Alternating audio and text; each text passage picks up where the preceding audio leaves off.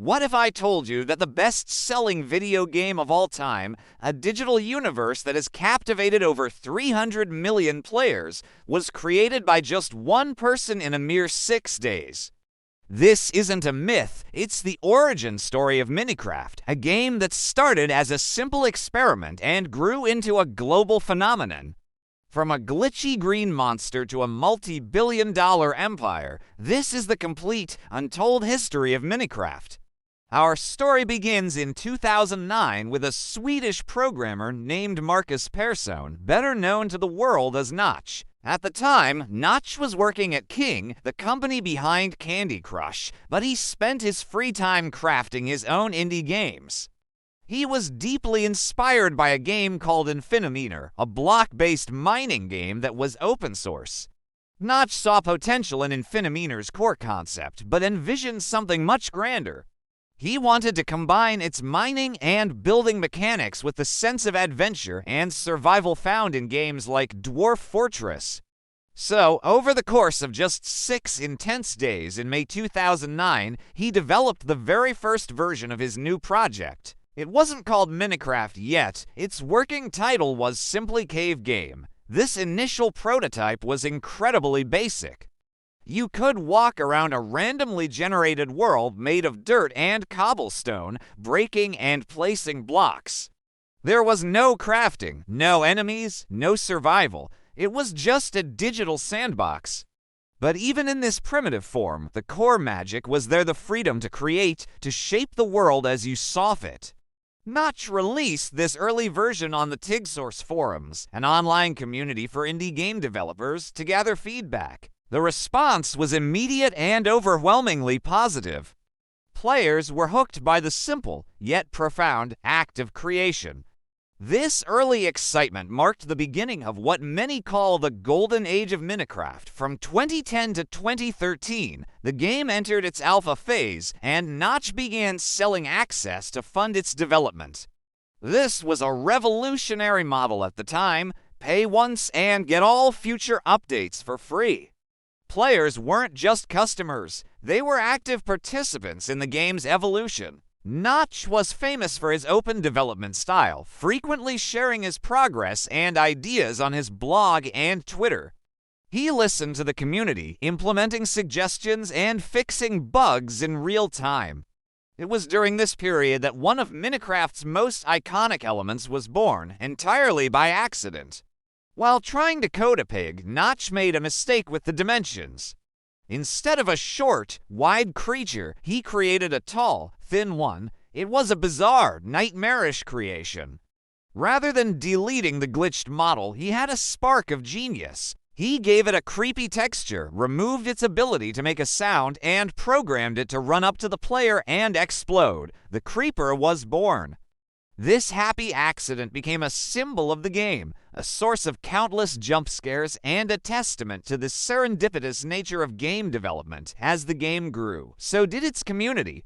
The alpha version gave way to the beta in late 2010, introducing features like the Nether, new biomes, and a more robust survival experience.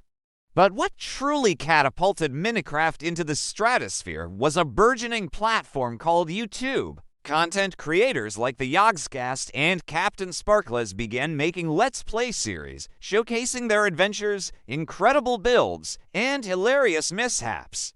The Shadow of Israphel series by the Yogscast, in particular, was like a weekly TV show for a generation of gamers, blending gameplay with an epic narrative.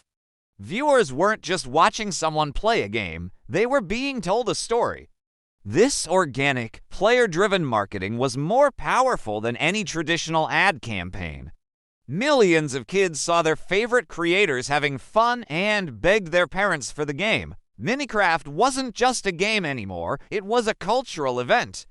The full release, version 1.0, officially launched at the very first Minicon in November 2011. It was a celebration of how far the game had come. Notch was no longer a solo developer. He had founded a company, Mohang, and assembled a team to help realize his vision. Over the next few years, the team added features that are now considered essential: the hunger bar, enchanting potions, and the end, giving players a final boss to conquer. Minecraft was a complete, polished experience, but its journey was far from over. By 2014, Minecraft was a global sensation. It was on PC, consoles, and mobile devices. It had sold tens of millions of copies. And its creator, Notch, was feeling the pressure. He had become a celebrity in the gaming world, but the immense weight of managing such a massive community and a multi-million-dollar company was taking its toll. He famously tweeted, "Anyone want to buy my share of Mojang so I can move on with my life?" It seemed like a joke, but behind the scenes, a monumental deal was brewing. Tech giants came calling, but it was Microsoft who ultimately sealed the deal. In September 2014, Microsoft announced it was acquiring Mojang for a staggering $2.5 billion. The community was stunned. Many feared that the corporate giant would ruin the indie spirit of their beloved game. Notch, now a billionaire, stepped away from Minecraft and Mojang entirely, leaving his creation in the hands of his team and its new corporate parent. The Microsoft era had begun. One of Microsoft's first major initiatives was to unify the fragmented versions of the game. For years, the original Java edition on PC and the various console and mobile versions were developed separately, leading to inconsistencies in features and gameplay. Microsoft's solution was the Bedrock Edition. Built on a new engine, Bedrock was designed to run on almost any device, from an Xbox to a smartphone, and most importantly, it enabled crossplay. For the first time, a player on an Xbox could build a world with their friend on a Nintendo Switch. While the Java edition continued to be developed for its dedicated PC community, Bedrock brought the Minecraft universe together like never before. As the years went on, Minecraft continued to receive steady updates, but by the late 2010s, a new challenger had entered the arena: Fortnite. With its fast-paced action and free-to-play model, Fortnite captured the attention of the gaming world. For a time, it seemed like Minecraft's reign might be coming to an end. Pundits wondered if the blocky builder had finally become cringy or uncool for the younger generation. But Minecraft had a secret weapon: nostalgia, and a community that never truly left. Around 2019, something incredible happened: a modern renaissance. The kids who grew up playing Minecraft in its golden age were now young adults. They started returning to the game, bringing with them a new wave of creativity and maturity. PewDiePie, the world's biggest YouTuber at the time, started a Minecraft series that shattered viewership records, reigniting mainstream interest. The game was suddenly cool again. Mojang capitalized on this renewed energy with a series of massive, game-changing updates. The Update Aquatic revitalized the oceans, and the Village and Pillage update overhauled the game's social dynamics. But the most ambitious update was yet to come. For years, the community had dreamed of a massive cave update. Mojang delivered beyond anyone's wildest expectations with the Caves and Cliffs update. Released in 2 parts in 2021, it completely transformed the world generation. Mountains now stretched to dizzying heights, and below the surface, vast, breathtaking cave systems filled with lush biomes and deep, dark caverns replaced the old, cramped tunnels. It was like discovering a whole new game within the game. These updates proved that even after a decade, Minecraft could still evolve, surprise, and inspire awe. Today, Minecraft's legacy is undeniable. With over 300 million copies sold, it is, by a wide margin, the best-selling video game of all time. But its impact goes far beyond sales numbers. It has become a powerful tool in education.